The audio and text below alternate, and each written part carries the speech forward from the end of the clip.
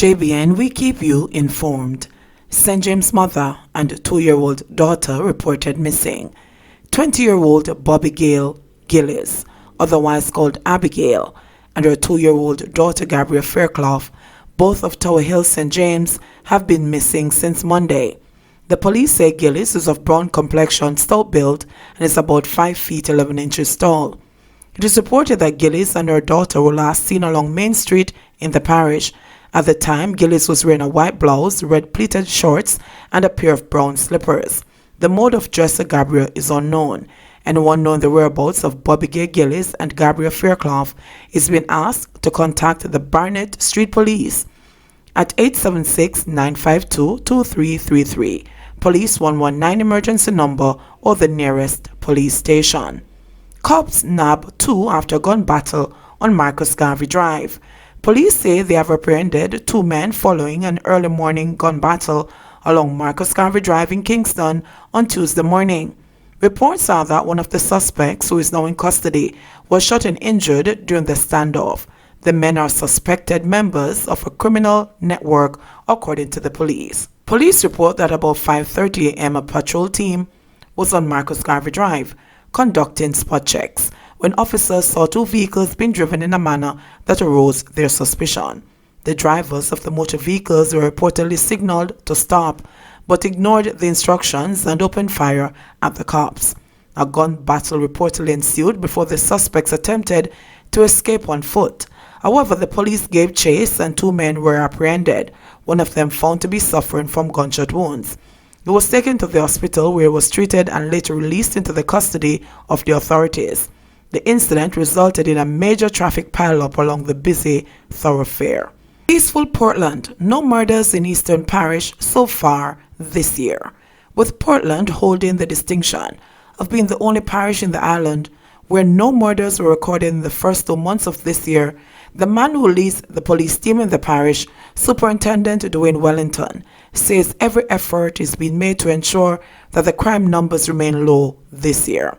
For the first 2 months of last year, 2 murders were committed in Portland, with the parish finishing 2019 with an island-wide low of 10 killings, and Wellington is convinced that this was only possible because of the cooperation of the residents. I would say Portland is the quietest parish based on the statistics. We have our issues, but when we compare ourselves with other places and other police divisions, we are still on top of our game. And I must give thanks to the residents for that. In regards to domestic disputes which end in fatalities, we had 4 last year. We're getting better, and each year the numbers go down, but it's still not acceptable, said Wellington. He added that members of the police force have been visiting schools and communities to encourage persons to resolve their disputes without violence. We have to be doing a lot of conflict resolution initiatives in the schools and in the communities. There's a vast improvement, but we are still not where we want to be. We go into the schools and talk to students from grade 7 onwards so every form can benefit. We also go to churches and just make use of every opportunity to speak on dispute resolutions, Wellington underscored. According to the superintendent, other institutions also play a role in the overall work being done in maintaining the peace in the parish. We get assistance from the Victims Support Division, the Dispute Resolution Team in Buff Bay, and the Justice Center. We have plans to see how best we can maintain the numbers of Western Portland this year. I would definitely expect it to be better than last year, Wellington said.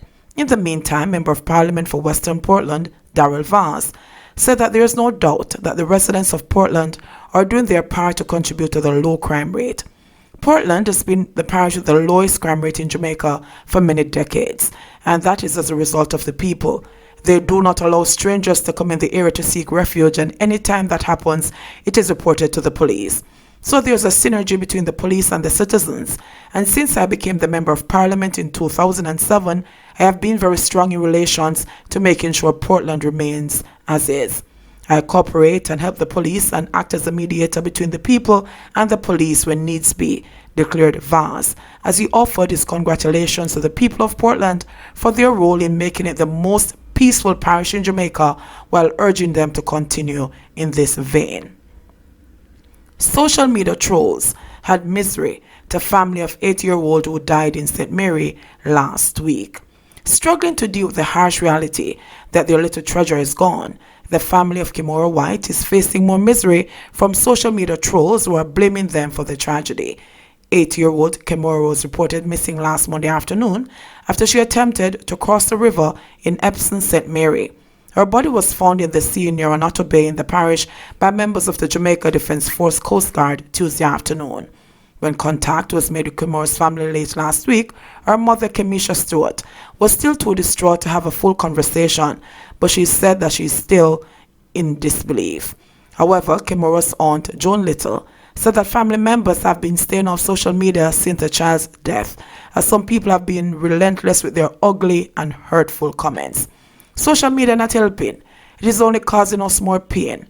When you look at the comments of some persons who don't know the situation, just talking what they don't know, it just hurts more.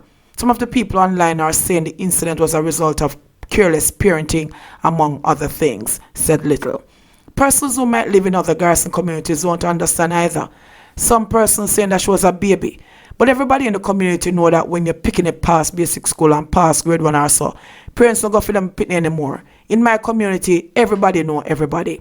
It's a violence-free community. We can sleep with our doors open. The whole situation is just unfortunate, added Little. She said despite the ugly and unfounded comments, Kimora's family appreciates all the help they have received. The Member of Parliament, Norman Dunn, of the Jamaica Labour Party, did an awesome job when we were doing the search. He came on board and he was the one who called the Coast Guard. He was the main person who was up and down. He did a lot of calls and he didn't leave us, she said, while adding that People's National Party's caretaker in the constituency, Dr. Shane Alexis, has also been supportive. The police officers from Onato Bay, especially Constable C. Miller, did an awesome job. Tears come to my eyes when we see the police them in the river, in them shoes, in them clothes soak. We also got a lot of support from taxi operators in and around the area. They came out in their numbers, and people weren't afraid to go in the water to search a Kimora. We are grateful for all the help, said Little. Chang condemns attacks on women. Minister of National Security Dr. Horace Chang is condemning the recent murder of 65-year-old Patsy Davidson Powell, a domestic helper of Junction St. Elizabeth. While joining the community in rejecting this heartless and brazen act, Dr. Chang said attacks on women and the elderly are barbaric and a grave concern to the government. He added that their efforts to increase violence prevention and conflict resolution training at the community level. According to the minister, there has been a strategic and collaborative approach to the issue of gender-based violence. Dr. Chang said the ministry is partnering with local and international institutions to provide the support needed to prevent and respond to gender-based violence. I offer my condolences to the family who is coping with the loss of their loved one who was killed by the hands of a heartless murderer. We mourn as a nation with them, he said. The minister pointed out that the impact of vicious crimes on families and community members has not gone unnoticed. He further urged people with information that could lead to the arrest of perpetrators of similar crimes to come forward. The police are depending on the cooperation of all Jamaicans to assist us in the fight against crime, Dr. Chang said. A man has been taken into custody in relation to the murder of Davidson Powell, whose body was found on Saturday, February 29, in a pool of blood with her throat slashed. Man worried for wife and daughter badly injured in Mandeville gas station explosion. Hope is the only thing keeping Errol Wisdom going these days. His wife and daughter were seriously injured in the major explosion at the Havens Fesco service station in Mandeville, Manchester last month, and is feverishly praying that they will soon recover and return home from the hospital. Wisdom said his 17-year-old daughter, a student of a prominent high school in the parish, and his wife, a teacher, had just left school and stopped for gas on February 21 when they were caught in the blast that badly damaged the service station, killing one person and destroying several vehicles. The car completely burnt out. Not even the key was saved. My daughter's schoolwork, everything burned up. And she's supposed to graduate this year. I don't know if she'll get to do her exams. I don't know how things will go, the distraught father lamented. He said that his daughter suffered severe burns to her back, arms, leg, and face, while his wife had burns on her back and neck. The doctors are saying they don't know when they'll come out. We just have to fight it and go on because I feel me want them. I don't have it, but I have to take care of them same way. I have to be at the hospital 3 times per day. When I visit in the morning, I can't even go home because I can't afford to travel like that every day. I just have to stay until visiting hours again, he said.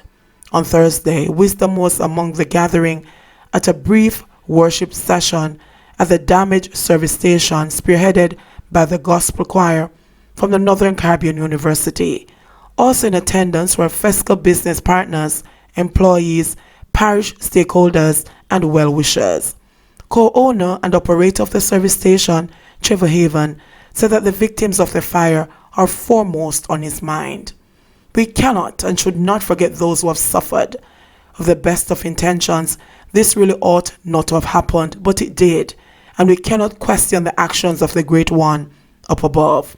We had some injuries, and we still have some people in the hospital, but we have to recognize the suffering that they and their families must be going through, Haven said. 59-year-old Daniel Ferguson, who died as a result of the tragedy, has been Haven's biggest loss. He was a man who has been here with us through thick and thin, has helped us in more ways than one, a man who is ready to come and give his support to us at this location. The greatest tragedy is not the fire, not the destruction, but the pain in my heart to rest with the family of Daniel Ferguson, he stated. All the owners declined to comment when asked if assistance would be given to the victims, noting that that was a discussion that ought to be had with the victims, not the public. Member of Parliament for North West Manchester, Michael Phillips, urged citizens to use the ordeal as a lesson. It is good to see the love and camaraderie from the wider community. I am sure that is what has given them, the Havens, the strength to rise from the ashes. This is a lesson for all of us, that we should be our brothers' keepers, to heed the caution when we do get those cautions. I hope that the wider Jamaica learns from this lesson, as it could have been worse, Phillips stated. Investigations into the cause of the fire are ongoing, even as the owners have begun repairs to the property. JBN, we keep you informed. Please remember to subscribe, like, share, leave us a comment, and click the notification bell to receive our daily news items.